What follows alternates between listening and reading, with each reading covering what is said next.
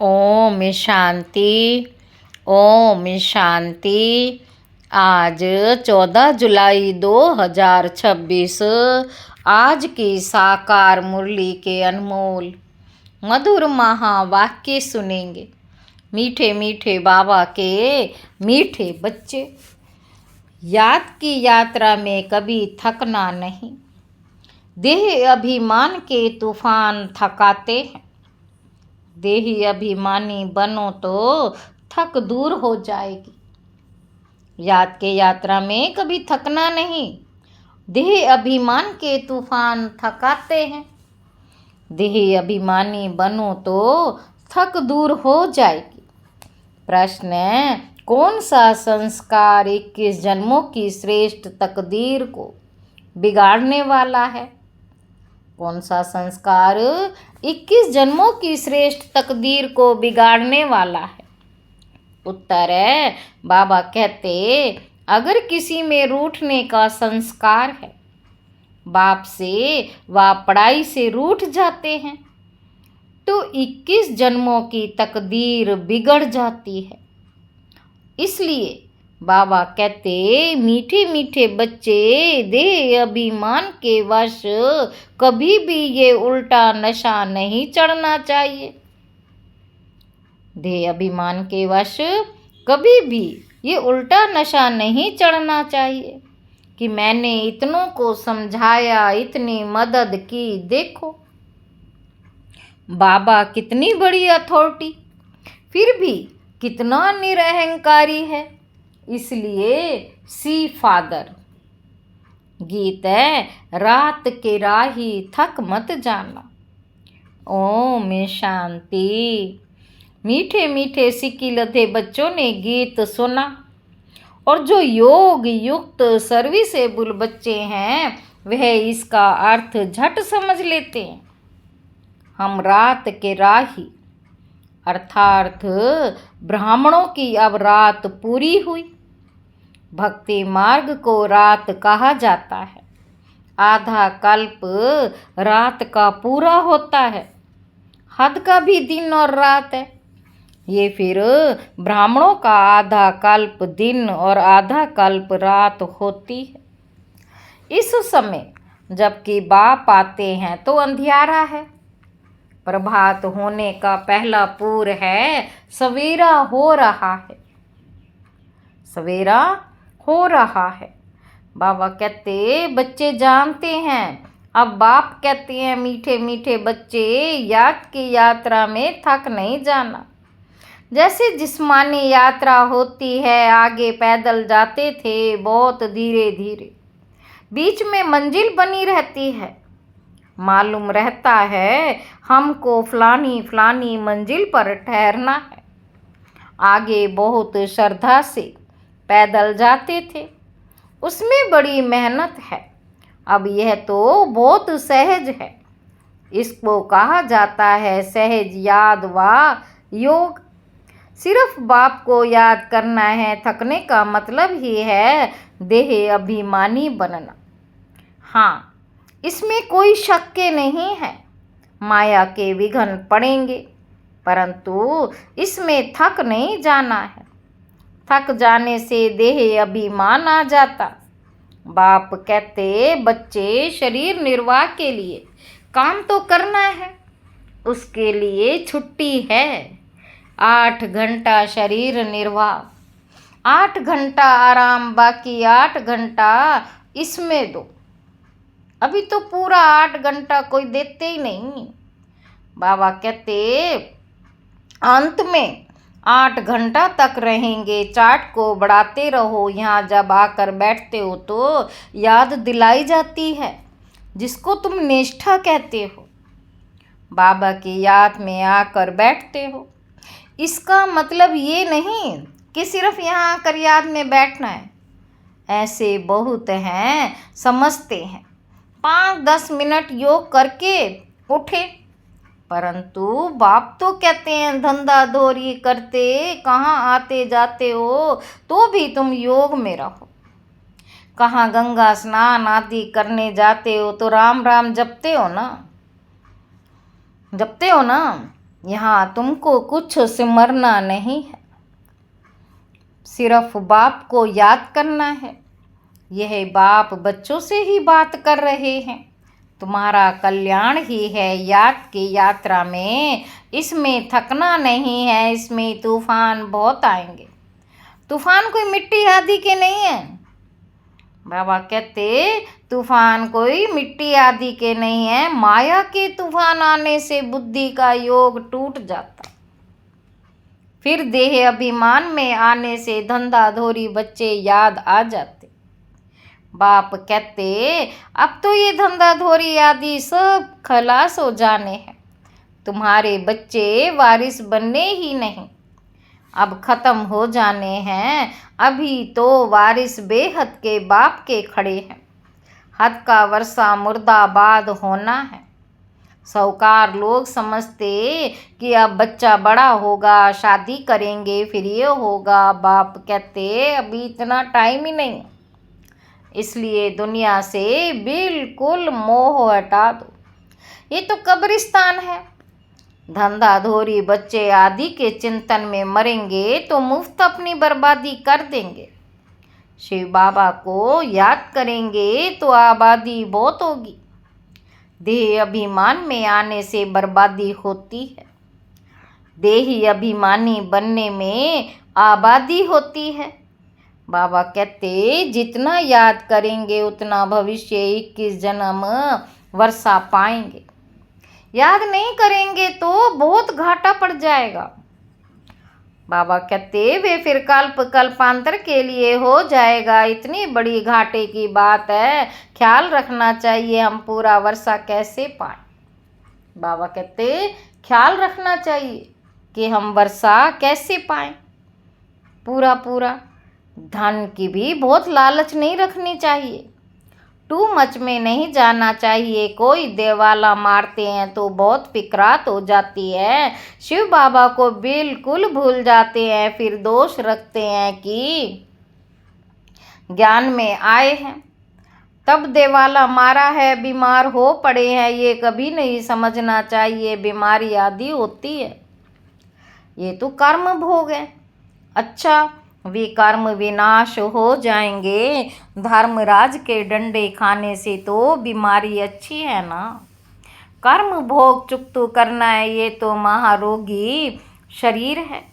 कितनी संभाल की जाती है। चलते चलते खड़े हो जाते हैं, हार्ट फेल हो जाते। ऐसी पुरानी दुनिया को तो बुद्धि से एकदम भूल जाना चाहिए। बच्चे देखते हैं बाप नया घर बना रहे हैं तो पुराने से एकदम दिल हट जाती है। कहते हैं बाबा जल्दी से मकान बनाओ। पुराने मकान में तकलीफ़ बहुत होती। पुराने मकान में तकलीफ़ बहुत होती। ये पुरानी दुनिया तो बहुत गंदी है, तुम भी जानते हो। बाबा कहते तुम्हारा यह है बेहद का संन्यास। वह संन्यास करते हैं घर बार का, उसको हद का संन्यास कहा जाता। तुम संन्यास करते हो विकारों का। बाप कहते देह सहित देह के जो भी तुम्हारे संबंध हैं सबको तोड़ मामे कम याद करो। ये दुनिया जो इन आँखों से देखते हो इनको भूल जाओ। अभी तुम्हारी बुद्धि जानती है हम स्वर्ग की राजधानी के लिए पुरुषार्थ कर रहे हैं। ज्ञान का तीसरा नेत्र मिला है। ये सब कब्रिस्तान हो जाना है, इसमें प्यार नहीं रखना है। आजकल मनुष्यों के पास पैसे बहुत हैं तो विकार भी तेज हो गए हैं। काम विकार इतना तेज है। काम विकार कितना तेज है। काम बिगर रह नहीं सकते। 4-5 वर्ष पवित्र रहे, फिर लिखते हैं बाबा आज इनको भूत लगा, काला मुंह कर दिया। कितना धक्का खाया। एकदम 5 मंजिल 5 मंजिल से गिरे। पहले है दे अभिमान, ऊपर से गिरा ठक, पुर्जा हो गया खल्लास। हड गुड बिल्कुल ही टूट जाते हैं। फिर पुरुषार्थ करने में टाइम लगता है। यह है सबसे बड़ी चोट इसलिए बाबा कहते हैं काम महाशत्रु है, विकारों को ही पतितपना कहा जाता है। कहते हैं बाबा हमको पतित से पावन बनाओ। भारत में ही संपूर्ण निर्विकारी थे ना। भारत ही निर्विकारी था, भारत विकारी है, संपूर्ण निर्विकारी सूर्यवंशी को कहेंगे। बलरामचंद्र के राज्य में भी विकार की बात नहीं रहती। रामचंद्र के राज्य में भी विकार की बात नहीं रहती, परंतु कला तो कम हो जाती है। 1250 वर्ष कम हो गए तो वे दुनिया की ताकत तो कम हुई ना। इसलिए उनको सतो प्रधान फिर सतो कहा जाता। बाबा कहते तुम चाहते हो हम मम्मा बाबा को फॉलो कर सूर्यवंशी महाराजा महारानी बने। इसमें तकलीफ व खर्चे आदि की तो बात ही नहीं है। इसमें मुख से कुछ बोलना भी नहीं, सिर्फ याद करना है। इसको ही सहज योग कहा जाता है। इसमें बड़ी मेहनत चाहिए। बाबा के आगे तो सब महारथी। इसमें योग पूरा चाहिए, तब कुछ तीर लगी। योग बल है ना। योग की बहुत कमी है, विघन भी योग में बहुत पड़ते हैं। बेहद का बाप मीठे मीठे बच्चों को बैठ समझाते हैं। बच्चे बाप से व पढ़ाई से कभी रूठना नहीं। रूठेंगे तो 21 जन्म तकदीर से रूठेंगे। बड़े अच्छे अच्छे बच्चे भी रूठ पड़ते हैं। नशा चढ़ जाता है देह अभिमान का। मैंने इतनों को समझाया है, देह अहंकार आने से गिर पड़ते हैं। इसमें अहंकार नहीं आना चाहिए। शिव बाबा को कोई अहंकार है? शिव बाबा को कोई अहंकार है? कितना निरअहंकारी है और है कितनी बड़ी अथॉरिटी। कितने भी हैं, मैं साधारण तन में साधारण घर में, साधारण तन में साधारण घर में आता हूँ। साहूकार के घर में थोड़ी ही आता हूँ। तो अब बच्चों को जागना है। बाबा युक्तियाँ तो बड़ी अच्छी अच्छी बतलाते रहते हैं। बाबा कहते तुम बच्चों की ही देरी है। ड्रामा अनुसार अर्जुन अवस्थाएं जोर नहीं भर रही हैं। आगे चल जोर भरेंगी, आगे चल जोर भरेंगी। हम गवर्नमेंट को इतला करते हैं कि इतने इतने वर्षों में स्वर्ग की स्थापना हो जाएगी। ये अखबार आदि में मनुष्य पढ़ेंगे तो आकर तुमसे पूछेंगे थोड़े वर्ष के अंदर स्थापना होगी तो विनाश भी जरूर होगा। ढेर आएंगे। ये प्रॉपर्टी आदि थोड़े समय के लिए है। इस प्रॉपर्टी को तुम कोई प्रॉपर्टी थोड़े ही समझते हो। बाबा कहते तुम जानते हो ये तो थोड़े रोज के लिए है। ये मकान आदि रहने के लिए बनाए हैं, क्योंकि मधुबन में बहुत बच्चे आते हैं रिफ्रेश होने के लिए। हेड ऑफिस मधुबन है। आज तुम क्या करते हो, कल क्या करेंगे? बाबा कहते आज तुम क्या करते हो, कल क्या करेंगे? यहाँ तपस्या करते हो, फिर दिल्ली वृंदावन आदि में जाकर राज्य करेंगे। हमारा यादगार कैसे खड़ा है, ये अच्छी रीति दिखाना है। बाबा कहते जो काम हम अभी कर रहे हैं 5000 वर्ष पहले भी किया था। पहले पहले शिव बाबा के मंदिर बनाते हैं, बाकी दिलवाड़ा मंदिर आदि तो बाद में बने हैं। बुद्धि से काम लेना होता है। दिलवाड़ा मंदिर का भी हिसाब निकाला, दिलवाड़ा मंदिर का भी हिसाब निकाला जाए तो निकल सकता है। पूरा हमारा यादगार है। तुम जानते हो ये स्थापना का यादगार है। बाबा कहते तुम मीठे मीठे बच्चों को बहुत खुशी होनी चाहिए। ये सब सर्विस बढ़ाने की युक्तियाँ निकालनी है। राम गयो रावण गयो, राम गयो रावण गयो। जिनका बहु परिवार है, रावण का देखो कितना बड़ा परिवार है। गायन राइट है, राम का कितना छोटा है, परंतु कोई समझ नहीं सकते। बाप बैठ समझाते हैं तो भी निश्चय नहीं बैठता। शरीर निर्वाह अर्थ भी कर्म तुमको जरूर करना है। हाँ, जो सर्विसेबल बच्चे हैं पांडव, वह तो गवर्नमेंट से पालना ले सकते हैं, उनकी सारी संभाल हमको करनी पड़े। अवस्था बच्चों की ऐसी होनी चाहिए, बाबा की याद में इस दुनिया का सब कुछ भुलाना है। याद की यात्रा में जो पक्का मस्त रहेगा, उनकी अवस्था भी बहुत मजबूत होगी। जैसे कि शिव बाबा की याद में रहे तुम शरीर छोड़ते हो, सन्यासी ब्रह्म की याद में शरीर छोड़ते हो, तो भी वायुमंडल में बिल्कुल सन्नाटा हो जाता है। बाबा को तो अनुभव है, मनुष्य मरते हैं तो घर में सन्नाटा हो जाता है ना। इसमें भी ऐसे होता है, पिछाड़ी में जैसे कि सब कुछ भूल जाते हैं, अब हमको वापस घर जाना है, देह अभिमान छूटता जाता। पिछाड़ी में शरीर खुशी से छोड़ना चाहिए, हर्षित मुख बस। हम कहाँ जा रहे हैं, ऐसी अवस्था जब होगी तब विजय माला में पिरोने लायक बनेंगे। हम कहाँ जा रहे हैं, ऐसी अवस्था जब होगी तब विजय माला में पिरोने लायक बनेंगे। तुम्हारे में शांति की करंट है। कोई भी आते हैं तो कहते हैं यहाँ शांति बहुत है, ये है रियल शांति। आत्मा शरीर से डिटैच हो जाती है। तुम जानते हो हम आत्मा शांत स्वरूप हैं, हम अपने स्वधर्म में बैठ जाते हैं। कर्म के बिना तो कोई मनुष्य रह नहीं सकते। वो लोग हठ योग से क्या क्या नहीं करते, तुम अब समझते हो। हमारा स्वधर्म ही शांति है। यहाँ हम आए हैं पार्ट बजाने, अब वापस घर जाना है। बाप कहते हैं मुझे याद करो और घर को भी याद करो।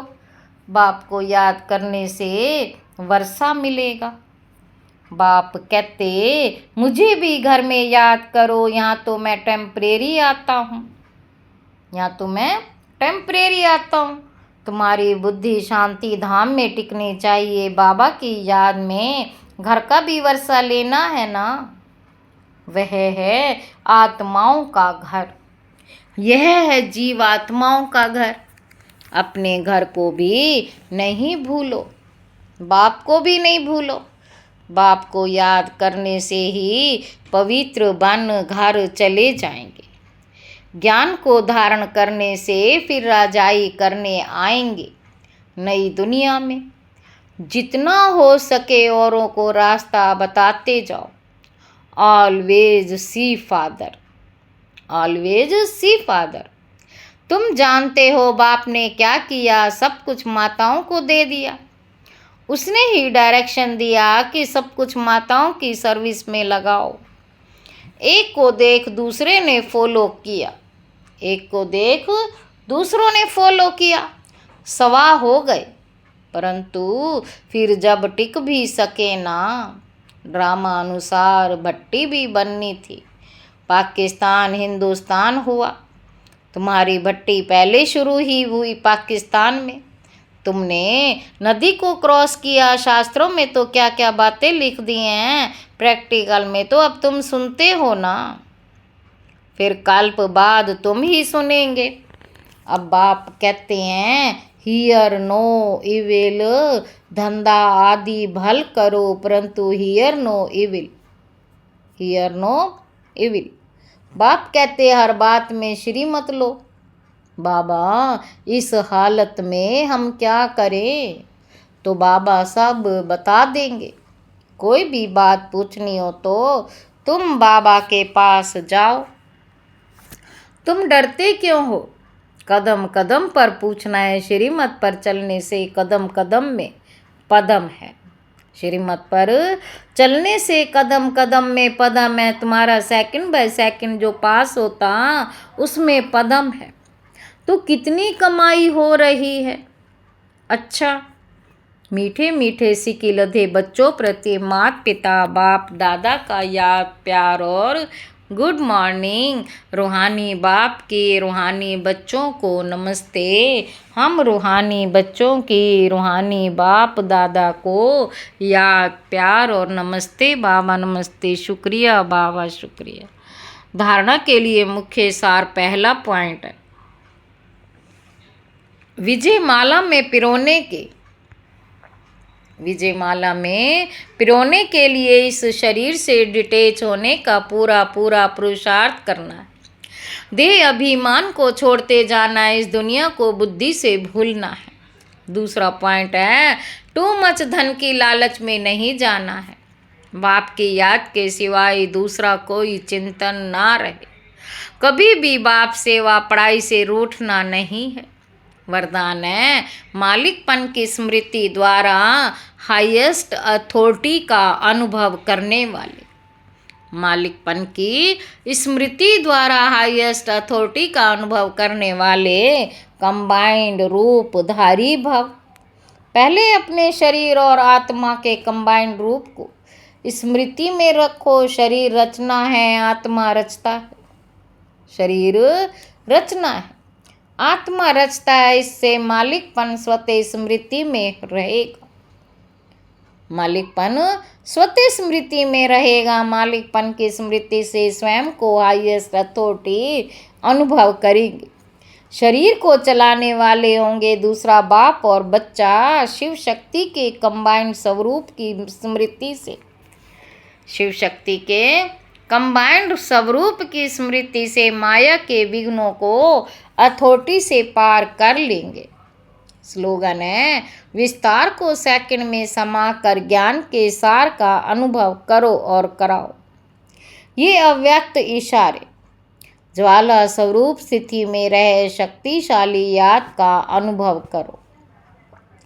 पाप कटेश्वर व पाप हरनी तब बन सकते हो जब याद ज्वाला स्वरूप होगी। इसी याद द्वारा अनेक आत्माओं की निर्बलता दूर होगी। इसके लिए हर सेकंड, हर श्वास बाप और आप कंबाइंड होकर रहो।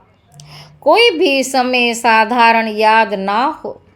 स्नेह और शक्ति दोनों रूप कंबाइंड हो।